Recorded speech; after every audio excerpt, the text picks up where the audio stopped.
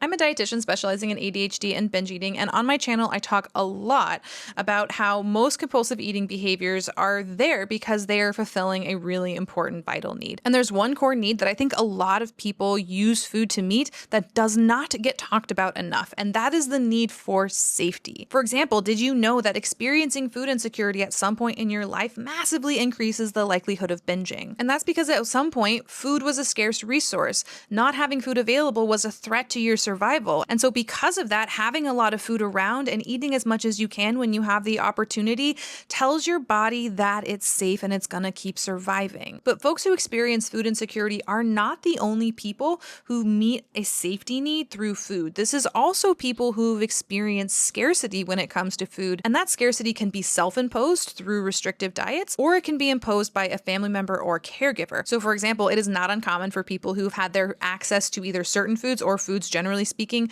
restricted by a caregiver in childhood to then struggle with compulsive eating behaviors. And that's because their brain interpreted the loss or restriction of food as being a threat to safety, and your brain very logically and helpfully says, well, the best way to feel more safe is to make sure we have as much food as we can when we have access to it. And so if you've resonated with this and you feel like you are using food to fulfill a safety need, what can you do about it? The first thing is that you need to not judge it. This behavior meant survival for you at some point. And trying to restrict foods further and put on more food rules and keep things out of the house and limit your access is not going to make this dynamic better. It's going to make it worse because your brain is going to continue to feel unsafe. And so instead of going deeper into restriction, you need to show your brain that you are safe now. And you need to do that by showing to your brain that food is no longer a scarce resource and that you are not in that environment anymore. And trying to figure out how to feel more safe in your body and to calm your nervous system down is a wonderful thing to work on with a therapist. Hope this helps.